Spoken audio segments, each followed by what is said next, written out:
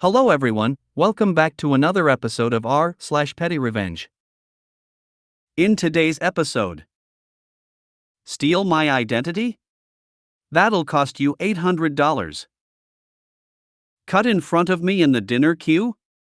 I hope you like ants. Pedantic manager picks apart their own work.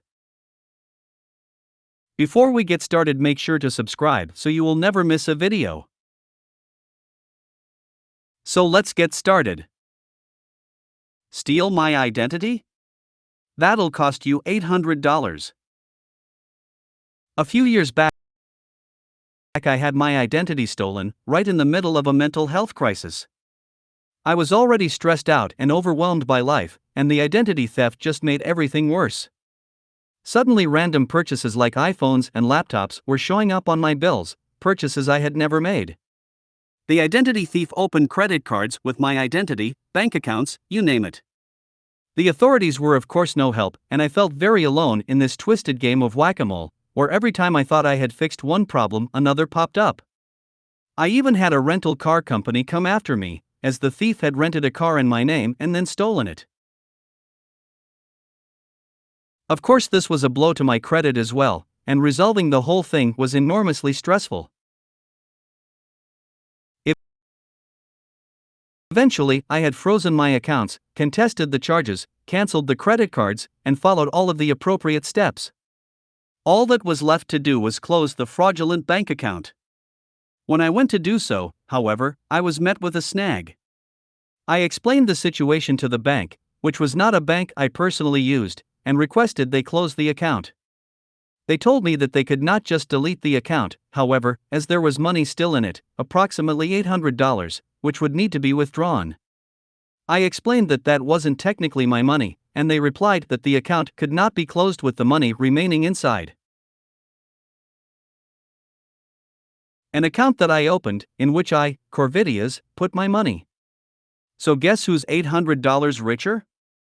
After all the identity thief took from me, it seemed like appropriate recompense, and only fair, to take a little something back. Cut in front of me in the dinner queue? I hope you like ants. A few years ago, while traveling in India, I decided to try a 10-day silent meditation retreat. The retreat was out in the middle of nowhere and home to a large colony of the biggest and fiercest ants I have ever seen. As this was a Buddhist retreat, no measures were taken to get rid of them, and they were everywhere. When you turned on a tap, ants came first, then the water. That's not hyperbole. A couple of days in, my hard-earned tranquility was shattered by another meditator who felt it his right to cut in front of me while waiting for our evening meal. The bastard even had the audacity to give me a little smirk as he did it, knowing I couldn't call him out on it. I could only glare impotently at the back of his queue-jumping head. I was livid to say the least. In the following meditation sessions, I couldn't concentrate on the practice. I could think of nothing but revenge. Luckily, I had a lot of time to think, and slowly a plan emerged. The following day, whilst making myself a cup of chai, I surreptitiously pocketed a large handful of sugar, which I later dispensed into a half-full water bottle, creating a lovely syrup. At the next meditation session, I made sure I was last in line to enter the building. Before you enter the building, you remove your flip-flops and leave them outside. I made sure to mark my enemy's footwear as he removed them, and when I was alone outside, I joyfully doused them in syrup, being careful to avoid any innocent victim's shoes. After a few hours of peaceful meditation, we all began leaving the building. Doubts had started entering my mind. What if it didn't work? What if he only has sticky flip-flops? Not the worst outcome, but still.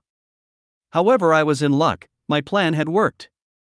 His flip-flops were now a writhing mass of angry sugar-fueled ants. His face was priceless. Shock, horror, complete confusion. He broke his vow of silence instantly, but it was in Hindi, so I'll never know what he said. The tone was disbelief, though. He tried vainly to gingerly pick one up, but was fended off by the gallant soldier ants with their massive jaws.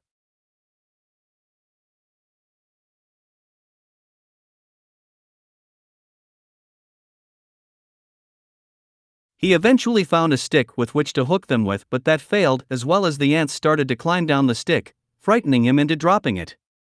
He left barefoot and perplexed. Victory was mine, and I could return to my meditation satiated. Pedantic manager picks apart their own work. Backstory. I worked for a high-street retail chain that, in their infinite wisdom, ditched the store manager position and instead had 4 assistant managers running a store. This led to intensive workplace politics as the more competitive staff kept trying to pull stuff to make out that they were the big dog, despite the fact that we were all on the same level. Setting the scene. Our area manager asked each of us to produce a weekly rota so that between us we would have a month's worth of rotas prepared. The most pedantic, least liked, and most determined to be the big dog assistant manager took this as their 9 billionth opportunity to try to pick apart our work to satisfy their superiority complex and criticize our work to make out like they were managing the managers. Pretty sick of the constant unnecessary workplace politics, I decided to bring them down a peg or two. I found every excuse to delay producing my rota until I knew that everyone had finished doing theirs. The pedantic assistant manager badgered me all week, again, trying to manage someone at the same level for extra superiority points. Cue the revenge.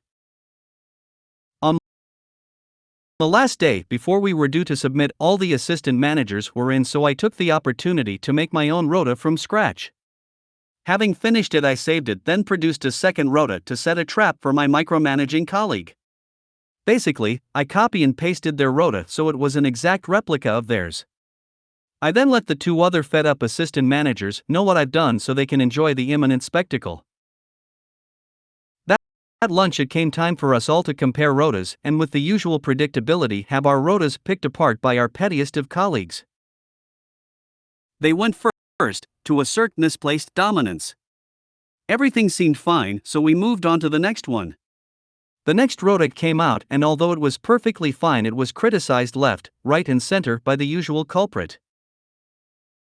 The next rota came out, and again, despite being a perfectly acceptable rota, needed tweaking, critiquing, and changing to meet our annoying colleagues' faux higher standards. Finally, we come to my rota. I open up the spreadsheet with the copied rota, and lo and behold, it's not good enough. After a solid 5 minutes of them criticizing their own rota with my colleagues and I increasingly beaming as we feed off the pure schadenfreude energy, I explained that I found it interesting that there are so many mistakes with mine when it is exactly the same as the first rota we all looked at. This prompts our colleague to quickly flit back and forth between the 2 rotas, going an increasingly obvious shade of beetroot before then feigning outrage that I just copied their work for which I'm going to get reported. At this point I highlight that won't be necessary as I bring up my real rota and then announce I'm going back to the shop floor. My 2 grinning colleagues do the same, leaving the final petty assistant manager alone to fully soak in the petty revenge they have just been served with. If you made it to the end of the video, thanks for watching. Don't forget to like, subscribe and share, and we will see you in the next video.